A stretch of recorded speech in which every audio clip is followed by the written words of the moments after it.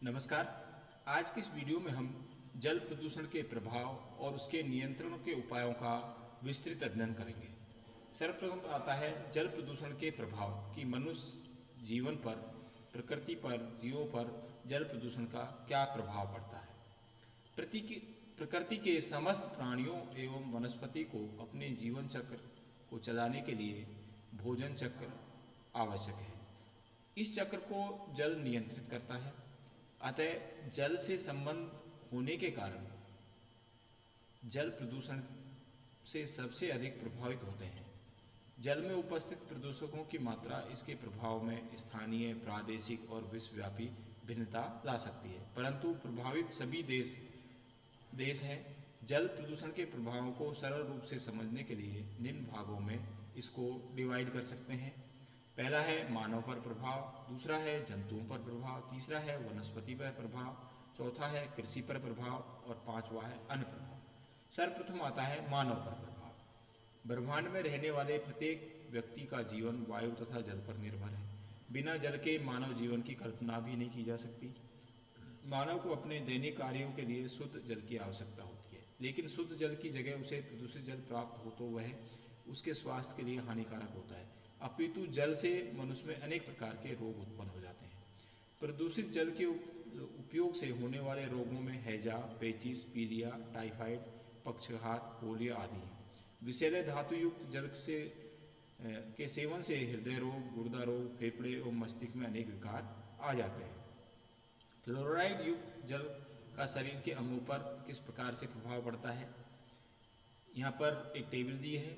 इसमें फ्लोराइड की मात्रा और माध्यम किस प्रकार से मनुष्य को पहुँचता है और उसका क्या प्रभाव पड़ता है। फ्लोराइड की मात्रा मिलीग्राम प्रति लीटर में है। 1 मिलीग्राम प्रति लीटर में जल की मात्रा में दांतों का खोखलापन, 2 से अधिक में दांतों का रंग बदलना, 8 से अधिक जल में स्थिर रोग, 20 से 80 में जल वायु द्वारा लंगड़ापन, 50 से अधिक में भोजन और जल के द्वारा थायराइड पर प्रभाव, 100 से अधिक में भोजन जल वृद्धि का रुकना, ग्रोथ बंद हो जाती है, और 125 से भोजन जल गुर्दे पर प्रभाव, और 2.5 से लेकर 500 ग्राम में अधिक भोजन से मृत्यु संभव हो जाती है। तो ये फ्लोराइड के प्रभाव हैं कि यदि आप कितनी मात्रा में सेवन करते हैं तो आप में क्या विकार हो सकता है, मनुष्य पर क्या प्रभाव पड़ सकता है। रेडियोधर्मी पदार्थों से कैंसर, अपंगता उत्पन्न होती है। जल में लोहा, मैग्नीज, नाइट्रेट, आर्सेनिक, कार्बोनियम, पारा, सीसा, फ्लोराइड, डीडीटी, एल्ड्रीन, डाईएल्ड्रीन, हेप्टाकीन, बीएफसी और एंडोसल्फान आदि हानिकारक तत्वों से चर्म रोग, आंत्रशोथ, अस्थि रोग, स्नायुतंत्रीय रोग हो जाते हैं।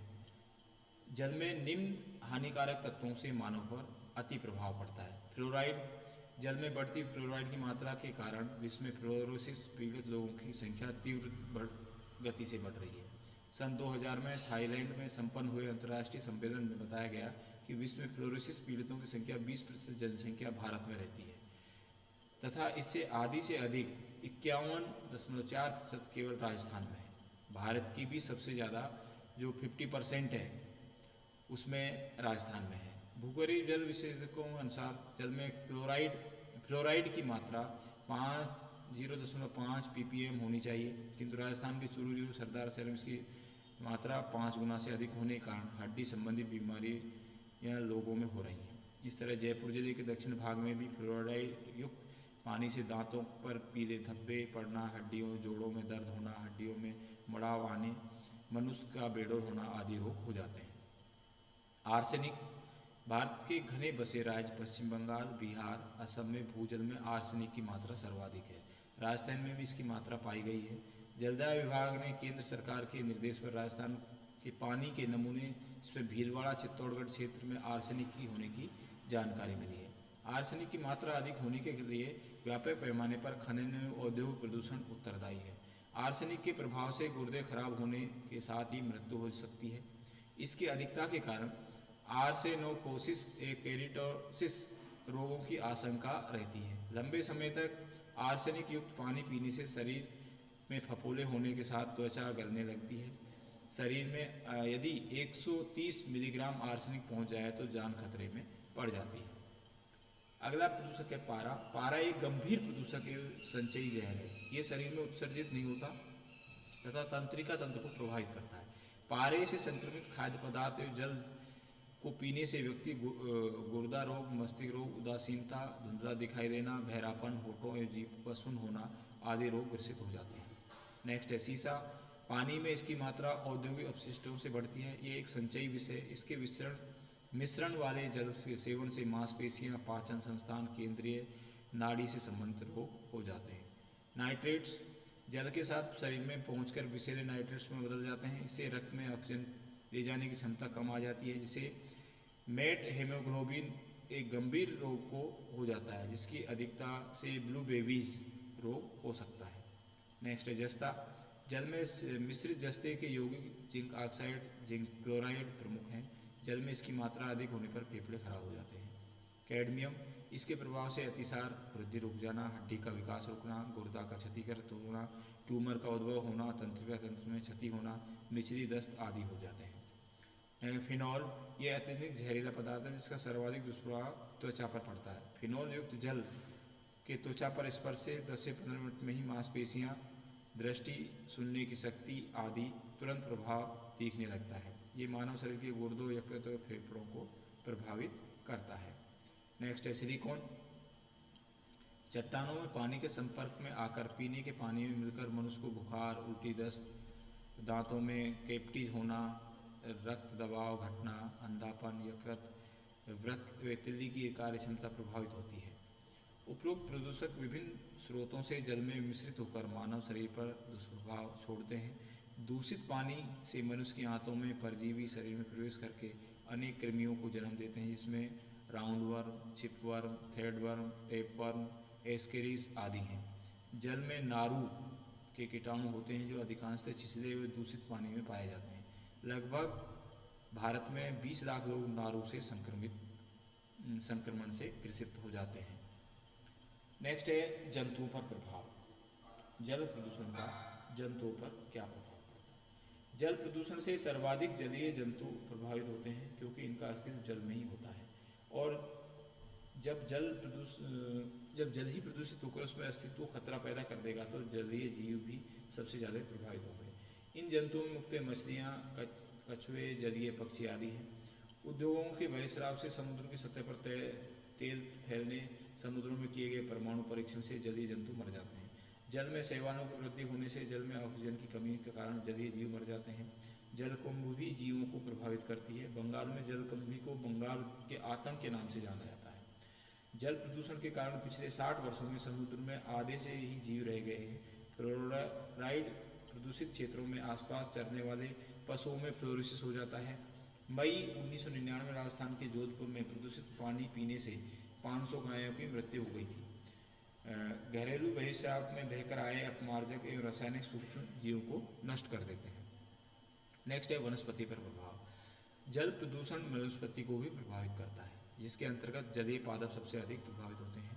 कृषि बहिस्राव से जल में मिश्रित नाइट्रेट्स, फास्फेट के कारण प्रदूषित जल के नीले, हरे शैवाल तथा डाइटम की वृद्धि होती है, जिसके कारण सूर्य का प्रकाश अंदर तक नहीं पहुंच पाता, जिससे जलीय पादप तो नष्ट होते ही साथ ही व्यर्थ की वनस्पति पैदा हो जाती है। वर्षा के जल के साथ अम्लीय वर्षा से भी वनस्पति को हानि पहुंचती है। वाहित मल निस्तारण से हुए जल प्रदूषण से विभिन्न प्रकार के जीवाणु, शैवाल, कवकों में तीव्रता से वृद्धि होती है।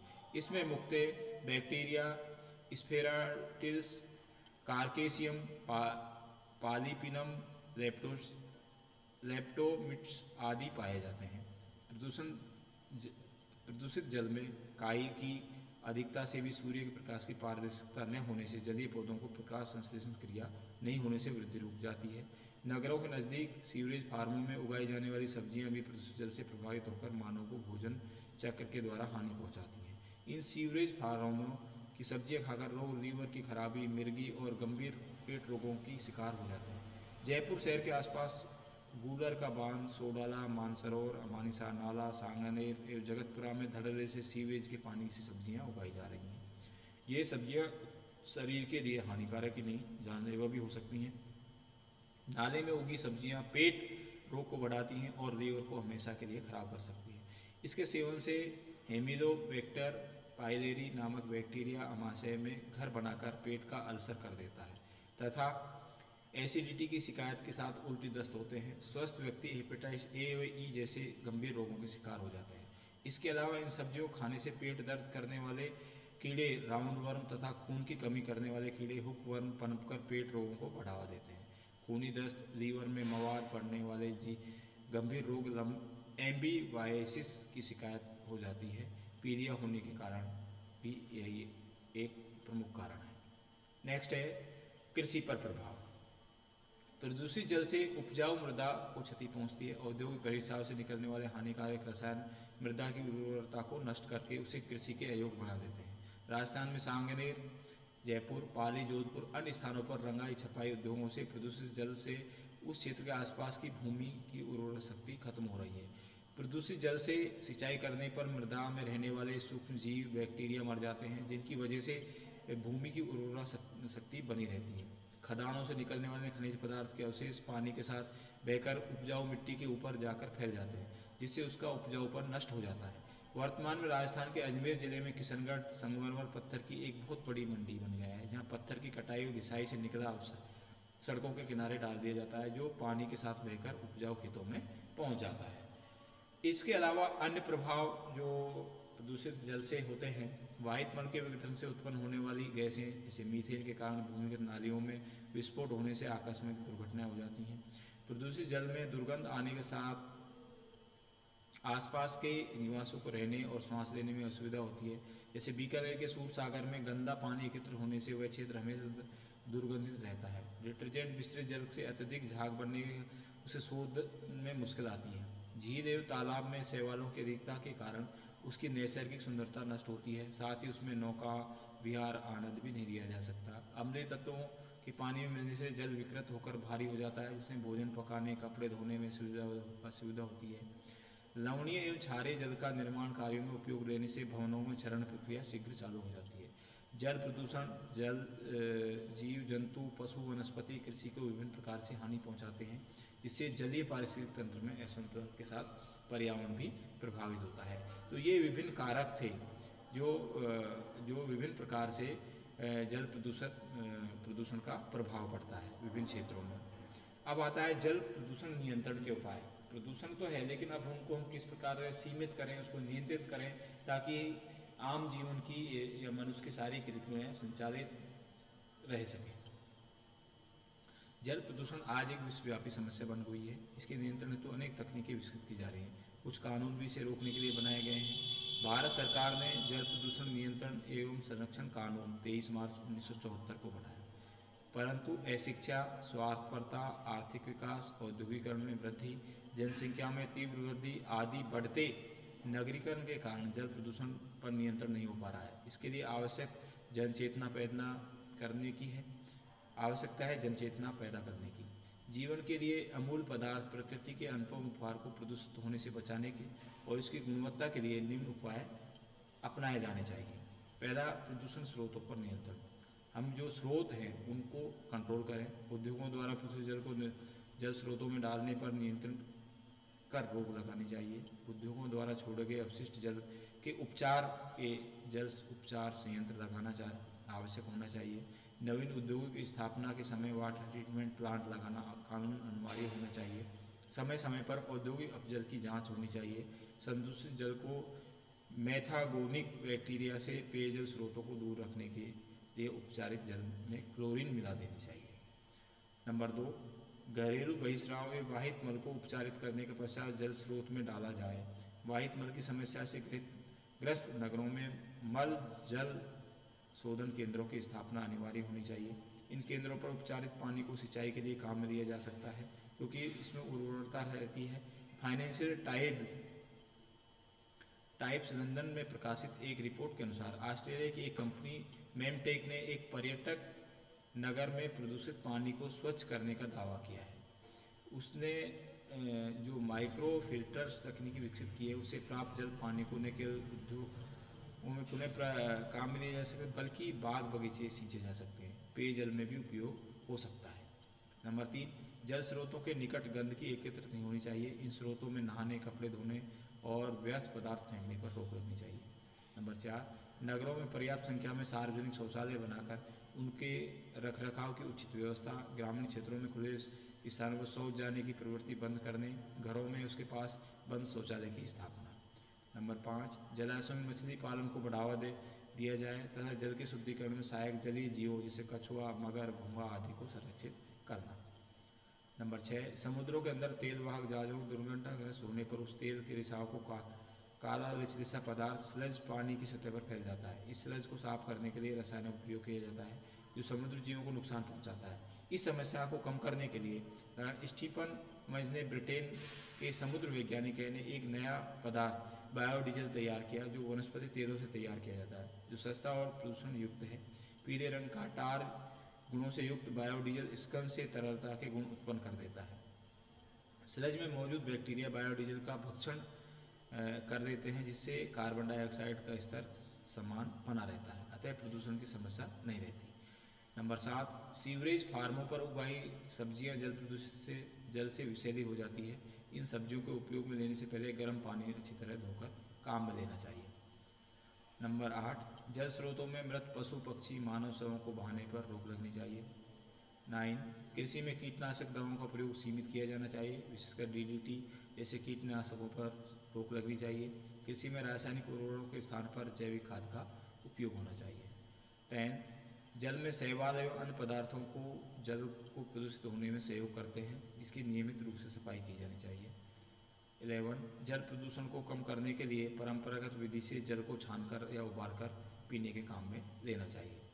नेक्स्ट, पानी की टंकियों को आदि में पोटेशियम परमैंगनेट फिटकरी आदि का प्रयोग किया जाए। जल शुद्ध करने वाले संयंत्रों जैसे एक्वागार्ड वाटर प्यूरिफायर का प्रयोग किया जाए। भारतीय मानक ब्यूरो BIS, विश्व स्वास्थ्य संगठन WHO, यूरोपीय संघ EU द्वारा ISO 9001 द्वारा प्रमाणित प्रयोगशाला VIMTA लेबोरेटरीज द्वारा एकाफिना जैसा शुद्ध जल जनसाधारण तक सस्ती दर पर उपलब्ध कराने का प्रबंध किया जाए। नेक्स्ट है, यदि जलकुंभी बहुत तीव्र गति से बढ़ती है, जल के स्तर पर चटाई की तरह बिखर सूर्य के प्रकाश को रोकती है, परंतु जलकुंभी पानी में बहुत अधिक मात्रा में प्रदूषक तत्व अवशोषित करके उसे अपने भार में सम्मिलित कर देती है। इससे nitrogen, phosphorus, potassium, calcium, magnesium, iron, तांबा, जस्ता आदि सभी धातुएं अत्यधिक मात्रा में पाई जाती हैं। 1 हेक्टेयर क्षेत्र में उगी जलकुंभी एक वर्ष में 1591 किलोग्राम नाइट्रोजन, 304 किलोग्राम फास्फोरस अवशोषित करने की क्षमता रखती है। अतः इस वनस्पति का उपयोग प्रदूषित जल उद्योगों से आता दूषित बहिस्राव वाहित मल एवं विभिन्न कृषि रसायनों एवं कीटनाशक विषैले तत्वों को दूर करने में सक्षम है। किसी भी उद्योग में क्लोरोक्षारीय plant, dyer, batteries, paper pulp, plastic, fossil burning unit आदि के स्रावों में जिसमें पारे की अधिकता होती है, प्रदूषित रहित करने के लिए जलकुंभी का प्रयोग किया जाता है। जनमानस में जल प्रदूषण के प्रति जागृति पैदा करने के लिए रेडियो, टेलीविजन, समाचार पत्र पत्रिकाओं, विज्ञापन के माध्यम से जल प्रदूषण के कारण उनसे होने वाले दुष्प्रभाव प्रचारित करना चाहिए। सभी प्रकार के शिक्षण संस्थाओं में शोध, परिचर्चा, संगोष्ठी, कार्यशाला, प्रदर्शन के माध्यम से जल प्रदूषण को कम करने को नियंत्रित करने के लिए उपायों एवं तरीकों पर जागरूकता उत्पन्न करनी चाहिए। मृदा अपरदन रोकने के लिए जल ग्रहण के क्षेत्रों में वृक्षारोपण और मेड़बंदी जैसे उपाय किए जाने चाहिए। समुद्रों में परमाणु परीक्षणों पर रोक के साथ परमाणु कचरे की निस्तारित करने पर भी रोक लगनी चाहिए। आर्सेनिक एवं फ्लोराइड की अधिकता वाले क्षेत्रों में व्यापक स्तर पर शुद्धिकरण की व्यवस्था की जानी चाहिए। आर्सेनिक विश्व की समस्या के समाधान के लिए न्यू जर्सी पर्यावरण अध्ययन केंद्र द्वारा विकसित मैग्नेटिफाइसिस की जल शुद्धिकरण विधि उपयोगी सिद्ध हुई है। नेक्स्ट है, जल प्रदूषण नियंत्रण हेतु बनाए गए कानून the India fisheries act 1897, Indian ports act 1908, hazardous waste person act 1919, corporation act 1948, the insecticide act 1969 एवं जल प्रदूषण नियंत्रण निवारण अधिनियम 1974 को सख्ती से लागू किया जाए। 1974 में केंद्रीय जल प्रदूषण नियंत्रण बोर्ड के गठन होने में उसने निम्न बिंदुओं की प्राथमिकता दी कि क्या क्या उसका कार्य है। औद्योगिक बहिस्राव के विसर्जन पर निगरानी रखी जाए। 2, जल स्रोतों में हो रहे प्रदूषण का सर्वेक्षण किया जाना चाहिए।